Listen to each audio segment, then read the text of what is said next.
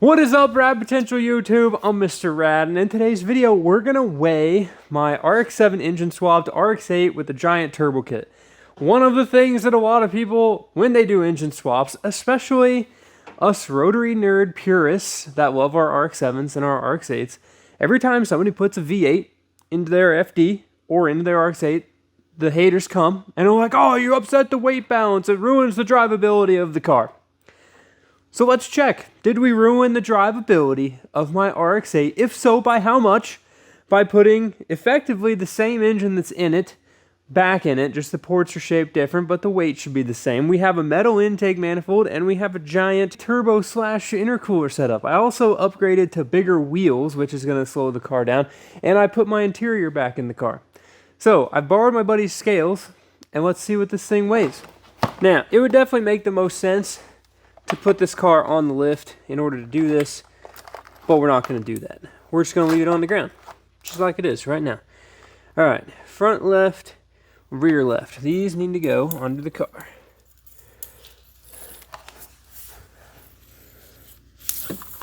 Nice. I believe we got to turn this on first to zero all the scales. Yep. And then I can set the car on them. Oh, that's a little fast. Harbor Freight Jackknife. They don't really do controlled. Ooh. Oh, baby. I think it's going to be lighter than we expected.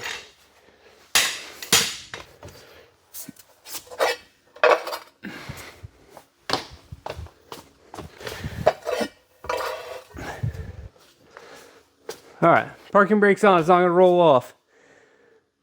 Set her down gently. Right now is the time where you guys go to the comments and drop how much you think this thing weighs. In addition to, did I ruin Mazda's 50-50 weight distribution with my giant turbo?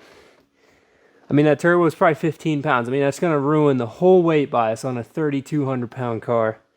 Just ruined completely. All right.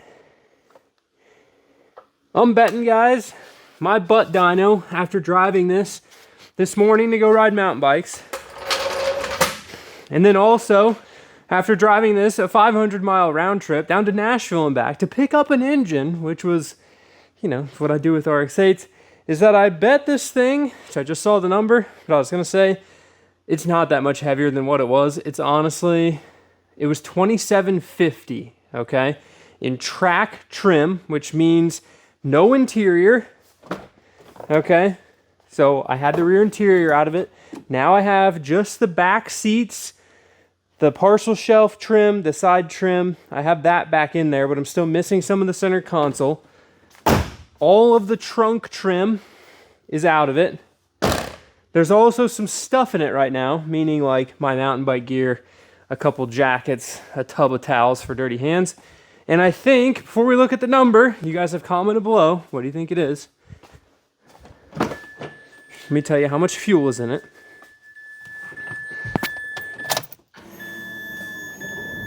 And it has just at 5/8 of a tank of fuel. So honestly, probably about the average fuel level that you would be driving around at the track with. Because, you know, full tank to then stock, it would fuel slosh at about 1/4 to 3/8 of a tank. So 5/8 right in the middle, your average fuel consumption. Drop in the comments below. I am super pumped with the weight, actually. 3,023 pounds. 3,023. Get fired up. Now, I got to figure out how to operate this because I've messed this up in the past and had to lift the vehicle up and put it back on. So how do I go to the crosses? Connect to 4. We did all of that. We turned it on. Press and hold the kilogram button. While holding the kilogram button, press and release the tare key to scroll through additional weighing screens. All right, so let's see. We're going to kilogram scroll, and I want to see the front to rear balance right now. So to right cross is almost perfect, 50.6. So here's the left to right cross. We have 50.6 on the left, 49.4 on the front. It is interesting. On the left, In the back left corner of the trunk is my battery. Other than that, everything else pretty much stayed the same. So, plus or minus. Now let's hold down our kilograms. There we go. Now we found it. All right. So right here is my front to rear bias. 52% front, 48% rear. And we were at 3,000 pounds, which is awesome. So right now it's making 380 horsepower. The only difference between the 380 horsepower mark and the 600 horsepower mark, which we will hit after the cannonball run, okay, just don't want to blow this engine up right now, we got to drive at 6,000 miles, is that there will be 6 half-inch studs inside that engine. We'll have it machined, rotary science, and we'll get all of that dialed such that that engine will take up to 800 horsepower. But those 6 studs, what are they going to weigh? Probably 3 pounds on the nose. So if I put a little more fuel in it, we could probably get the rear bias up right now, honestly, because the fuel tank is a saddle tank in the back. So, did my engine swap ruin the drivability of my RX8? I personally didn't really notice that big of a difference when I drove it. It has a lot more power right now. The power delivery is a lot smoother. I can feel the extra weight over when it was a Renesis because I did have all of the rear interior out. And actually, I'll have to go check that video, but I'm pretty sure I was 46% rear, 54% front, 2750 for the weight without me in the car. And that was like my track weight, what we took it to NCM and went real fast comparatively to other cars for the dollar. In this car, past a GTR, keeping up with Porsches. That was the weight bias I liked because on the racetrack in an RX-8, it plows, okay? In stock form, it's an understeer machine. That's just kind of what they do. It's like modern cars. You drive an FD, it's an oversteer machine. But I didn't want or didn't like the understeer. So by pulling all the weight out of the trunk, moving the battery to the opposite corner, and really livened up the rear of the car, having more front bias. So like, for example, coming out of the sinkhole, I could under throttle, like tap the brakes, which would load the front, move the rear, and I could rotate the car super easily. Versus before, with all the weight, 3,100 pounds of a stock RX-8, it just wouldn't rotate. It would just plow the front end. It would understeer. You would tap the brakes, it would understeer more. It was just kind of a mess. So that's what I really liked, but at least with this setup now, we got all the power, we got all the grip, I got all the same suspension bits I had before. My car is also a touring, but it does have a complete cloth interior swap, which saves a ton of weight because the leather power seats are super heavy. So that was done before I got the car. I like the cloth seats when you're at the track because you don't slide off of them. And then let me show you the back. There's a couple things I changed on this deal, guys. Not really changed, but just updates I want to show you. And then we're going to go take this thing for a rip because, hey, I saw a comment on one of my videos. And the guy commented, I'm sure, I don't remember who it was, don't really care, was like, this guy never finishes projects. He just starts new projects all the time. This is my RX-8 with an RX-7 engine, and it's finished. Owned. So, in the back here, the battery is here instead of over there, which in that previous video, we moved the battery around because it offset my weight better in this corner when me as the driver was sitting in it. Huge win. Also, right now, I got 5 quarts of oil and coolant back here. How about this? Let's just move this. We're going to put this weight in this corner because that's kind of heavy. Now, how much weight did we move from side to side? Now we're really 52% front, 48% rear. Okay. So if it's at 5/8 of a tank, we need how many gallons of fuel to fill that up? Let's say approximately, look, putting you on there didn't affect anything. Approximately, let's see, it's a 15, 16 gallon tank, so it means we need 4 or 5 gallons of fuel. Let's just go get 5 gallons of fuel. This jug is about half full, so there's about 2.5 gallons in that. We'll just put that back there. Let me find something else. Now, I don't care about the paint on my wing, so we're gonna just put a dirty Hawaiian shirt down and put a rotor on the back. All right, so I ran some quick numbers in my head because rotors aren't that heavy. We have 2.5 gallons of fuel back here. I now have 3 rotors on the wing, which is pretty far back relative to the fuel tank location, okay? Gasoline is about 6 pounds per gallon, so we needed, let's say, 3 to 4 extra gallons. So now we've got 2.5 gallons of actual fuel, so that's gonna be, y'all math, 6 times 2.5 is gonna be 14, wait, am I mathing right? 2.5, 6, 15 pounds. Plus 3 rotors. I don't really know how much a rotor weighs. I guess we could weigh it real quick on the scale, see the overall difference. Probably a couple of pounds or something like that. I don't know. Either way, we got all that weight. Now, just adding that little bit of weight to the very back of the car has brought us from 52% to 50.8% front to rear split. Okay?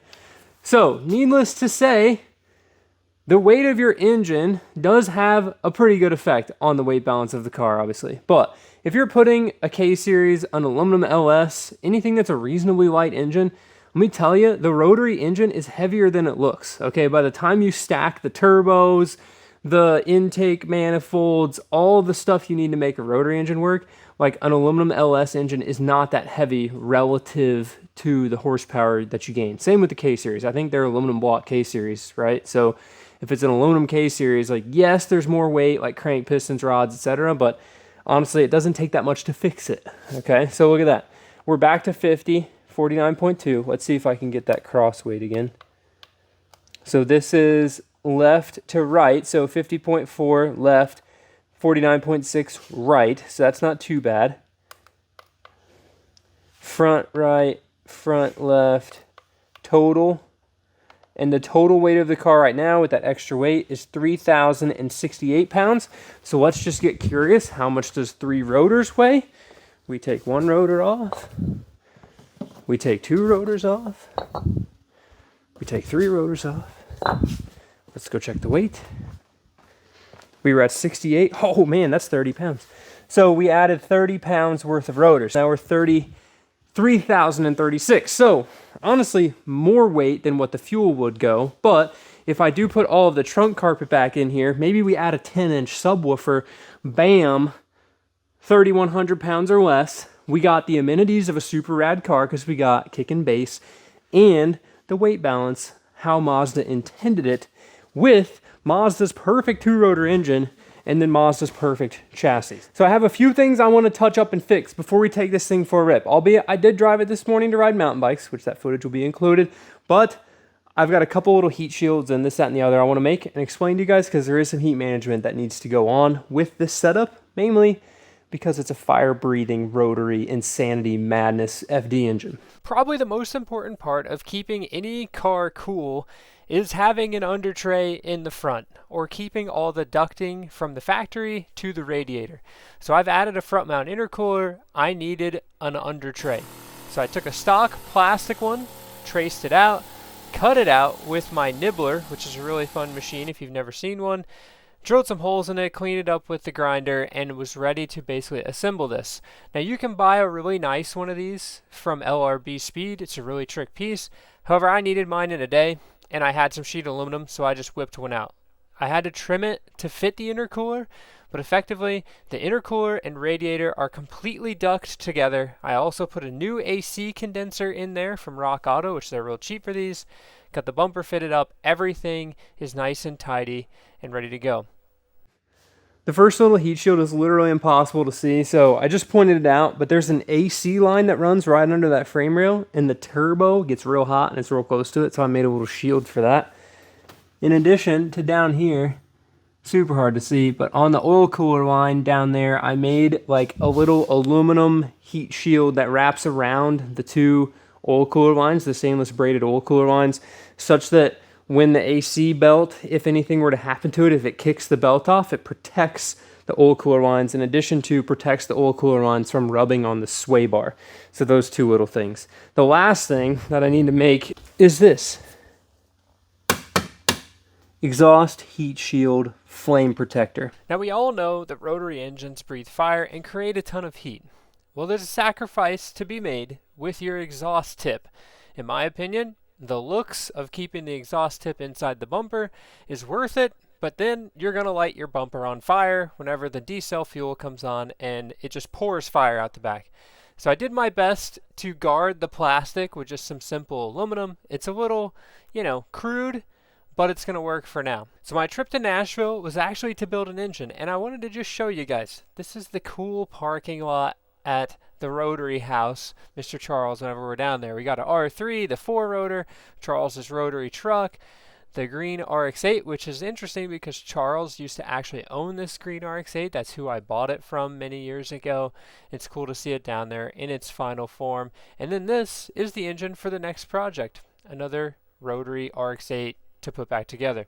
I threw the bike on the car this morning and headed out to the trails, and I wanted to show you guys just a little bit of some mountain bike clips and of course bicycle pulls on the way to the track.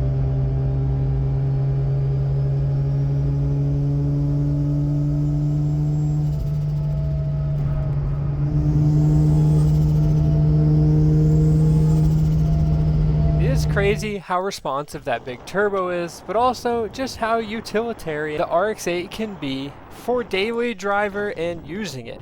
I put my mountain bike on the back, we've got a back seat, plenty of space, can have a subwoofer back there, and I can even fit my golf clubs in the trunk, which is a huge win. You know, not that I'm trying to sell you guys on buying all the RX8s, because the price of these things are only going to go up, especially after this car becomes, you know, its final form.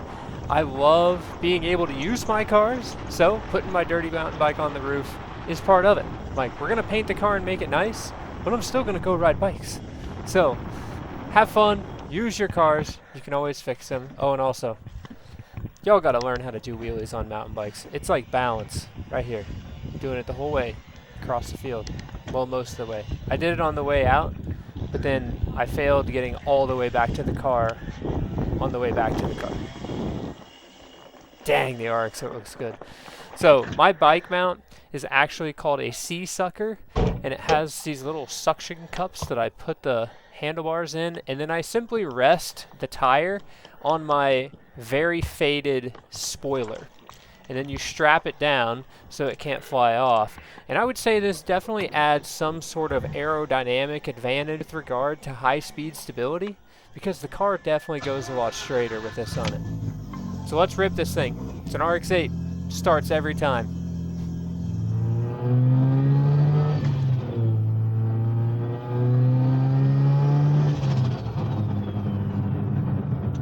It is harvest season. Gotta watch out for sprayers. Albeit, I bet we could fit under that thing.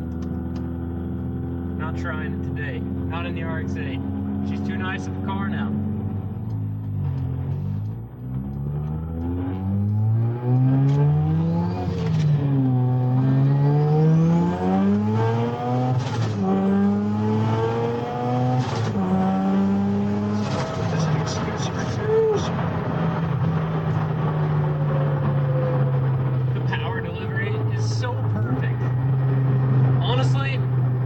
Y'all would think with the dyno graph that this car put down, which is like this more peaky looking dyno graph, you know, where it's nobody's home, and it just wakes up with power.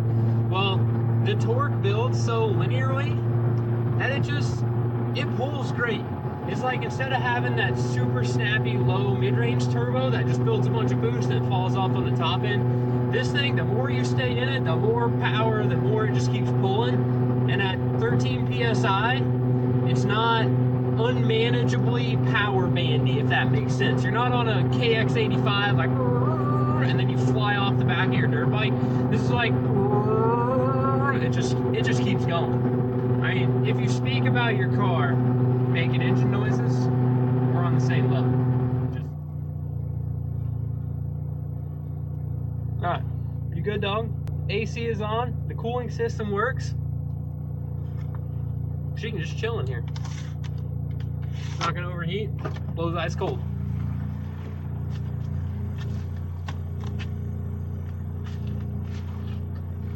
Look at that. Oh. Coolant temp still at 175 after me getting my food. 163 on the oil temperature. Intake air temps did go up about 25 degrees. They're at 125 on the intake airs. That's the only thing that kind of sucks about my setup,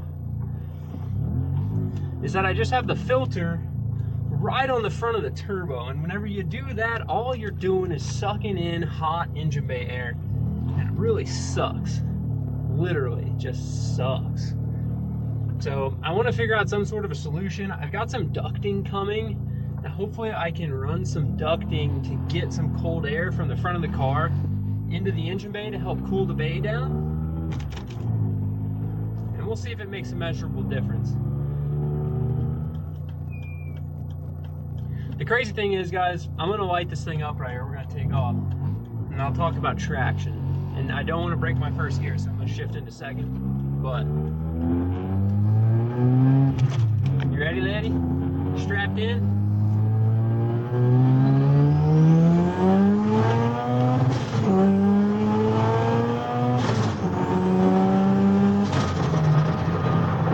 So, how was that? You got a big smile? Stoked? So let's talk about traction in the RX8. I've got basically 1/4 of a degree of toe in the rear, okay? So it's 0.12 something on each corner, toe in. It's got 265 R888Rs in the back, all right? Which is the biggest tire I've really ever ran on something aside from my Corvette. In this thing, you can feel the rear end, like it's still rubber subframe bushings, but poly bushings everywhere else. So you can feel the rear end kind of point the wheels in, which is great. It squats down, like it hunkers down over the right rear tire, and it just motors out. And if it didn't have those tires, and I bet if it didn't have that toe in, it would just blow the tires off. Because Buzz, my yellow turbo RX8, which is way slower than this car, half the power, literally, probably 220, 230 horsepower, making 380. And this Buzz will haze the tires in second gear. And it has a grandpa alignment. Full straight, no toe in, no camber, 215 or whatever Cooper, 600 treadwear tires on the stock wheels, and it'll spin the tires in second gear. So it's a testament, like for you guys watching the video, you're like, oh my gosh, it's not as exciting or as fun. It doesn't look, this is deceptively fast. Like deceptively fast. Y'all see how fast I'm shifting through the gears. I'm not gonna post the speed, but we're rolling, okay? It's really good, and I can't wait for it to be faster. All right, I got a mic on the back of the car. I'll bring the audio in and out if it's good. Got some curves. Let's enjoy some curves. This is what RX8s are made for, but my RX8 with horsepower does it even better.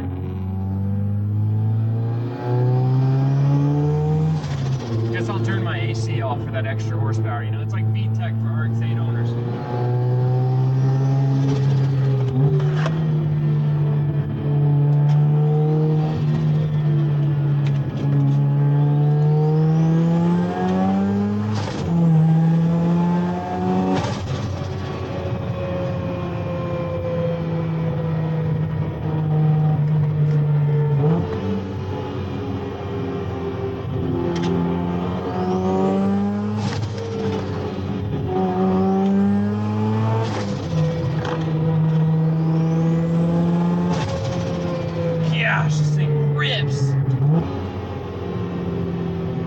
Power delivery is so good because it's not like it comes on really strong, but it doesn't just rip the tires loose, and I think that's definitely a function of like having the grippy tires, and it also has good suspension and good brakes, and everything else is dialed. We were 0 horsepower, all the handling before. Now we're still all the handling with horsepower.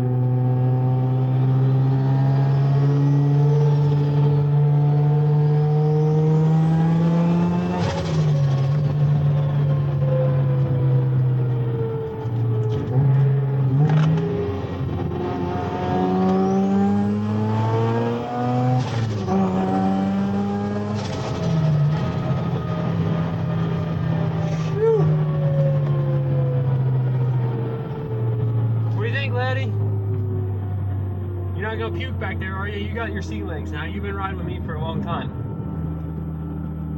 And you love the back seat of an RX8 because you can just curl up back there and you're safe. Not sliding into my computer. Danger to manifold, the floor's not coming out to get you. You good? Gosh, I just love these cars, guys. Like, that's just a short little rip right there of a pretty bumpy back road. But dang, these things are so good. Oh yeah, waking up those hot pads too.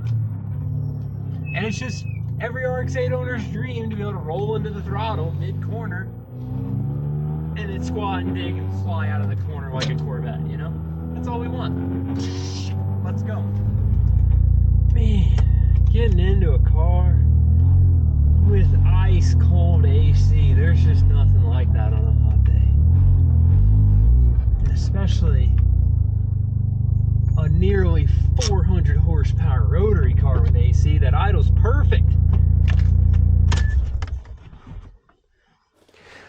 All right, guys, that's my turbo RX7 engine swapped RX8 project. It's completely finished. Done. No more videos on it. The car's done. You guys will see this thing whenever the cannonball run happens. It's perfect. I mean, it's not perfect, but there's a few things I want to change, which y'all see in the future. Nothing too crazy. Coolant overflow, catch can / washer fluid reservoir. I think I'm going to build some custom aluminum tank back here. The turbo kit is flawless. You could definitely put a smaller turbo on this if you wanted to wake up the mid-range. I think trying to keep the torque out of your stock RX8 6-speed is probably good. So keeping the mid-range a little bit smooth, a little bit more tame is going to keep that transmission alive longer. If you want to push it like I'm going to after the cannonball, well, we're probably going to break that transmission and then we'll figure out a solution, which I have a couple in mind. So phase 1, or I guess phase 2, phase 6, whatever phase we're on of the Green Machine RX8 is done. The car is ready for the cannonball run, of which I'm not going to tell you when we're doing it. Y'all will see it when it happens. So I'm pumped. Thank you guys so much for watching the videos on this car. Thank you so much to JDL Manufacturing, Tuned by Sean, Full Function Engineering, Phalanx Performance for helping out on the build. Still, Tuned by Sean, if you want to buy a plug-and-play ECU, you want to buy a Haltech, you want to buy sensors, any of that stuff, Mr. Rad 5 on Tuned by Sean's website gets you 5% off. And on an ECU, that's a big discount, guys. So that's a huge discount on an ECU, save you 50, 60 bucks. So go check out Tuned by Sean's website. If you have questions on fuel system stuff, go check out Full Function Engineering. It's my shameless Mr. Radvertisement for advertising for somebody else here at the end. But Full Function Engineering, I worked with Jason over there. Those guys are super smart. They used to work for Injector Dynamics. They have tons and tons of information, and they're just great problem solvers. So definitely go hit them up. Even if you have an FD, FC, whatever, go convince them to make billet fuel rails for an RX8 for a Renesis, because we're going to need some for my FD. And then also Jorge at JDL Manufacturing for the oil filler neck and also the billet fuel pump hanger, because those parts are pretty much key to doing this swap. The filler neck, not so much, but that fuel pump hanger, if you're wanting to do anything making horsepower in an RX8, regardless of your engine, like if you're K-Series or, well, I guess piston engines don't need that much fuel compared to rotaries, so you could probably get away with one fuel pump for a K-Series making 500 horsepower. But if you need multi-pumps, you want the surge tank stuff, go check that out, because it's a super nice piece. It's well engineered, and I know he just made a bunch more of them, so they should be in stock on the website, jdlmanufacturing.com. So with that, did you guess the weight right? Comment below what you love about this car. Comment below any other questions you've got. We're going to take a road trip down to Slammed Enough, because we're slammed enough, Gatlinburg this coming couple weeks. Put some more miles on this thing. Make sure everything is good. The Patreon guys, have to give a huge thanks to them for supporting the channel. And if you guys want to support the channel, aside from buying, you know, RadPotentialRacing.com merch, this, that, and the other, that is the best way. The Patreon is, if you log in over there, you can become a Patreon member for free and see the group chat and see the group messages over there. It's super rad, general rotary questions, topics, concerns. But without those guys, none of this would be possible. In addition to, I'm going to be doing some live streams on Patreon starting this week. So it will be open to all Patreon members. Like, you don't have to pay. You can just be in the Patreon thing and go check it out. And eventually, I would like to transition those live streams to being on the channel. Not a Q&A, boring live stream. All right? We're talking like an actual, bring a guest on, more like a live podcast / technical talk or studying things. I don't know what they're going to be. We're just going to start doing it and figure it out from there. So with that, thank you all so much for watching the videos. I'm excited that this one's done. 5 videos in a row, 27 days, 380 horsepower, turnkey RX8 with a RU swap. I think we crushed it. So I got other projects to get grinding back on, like an FD, another FD, and another RX8.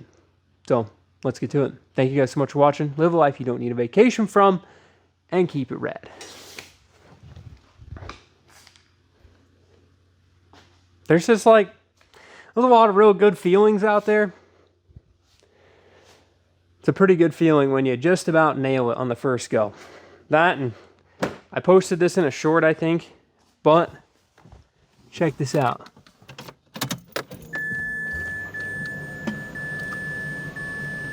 Look at that, rad potential on the flash screen. And then I got my dash finally done.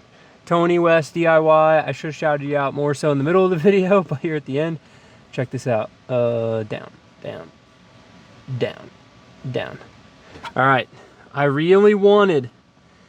love the little mines or whatever, it's not mines, the GTR R34 little data screen that they have in there. They're a little lower than this, so I had Tony whip up the FD RX8 GTR style data screen that my IC7 can live on. Very dim. Anytime a warning happens, the green bar turns red. I got fuel pressure, oil temp, coolant temp, map pressure, which is boost, my voltage, fuel composition, which is ethanol content, and then my AFR lambda, which is rad as well. So this is sick. I just wanted something simple. Going crazy with gauges and stuff, not my thing, but this, I love it. The IC7 right here is the move. And after I park my car out in the sun for about, I don't know, 3 days straight, and that piece of plastic doesn't melt or deform, I will be bringing these IC7 mounts to the website for you guys to buy. Keep it rad.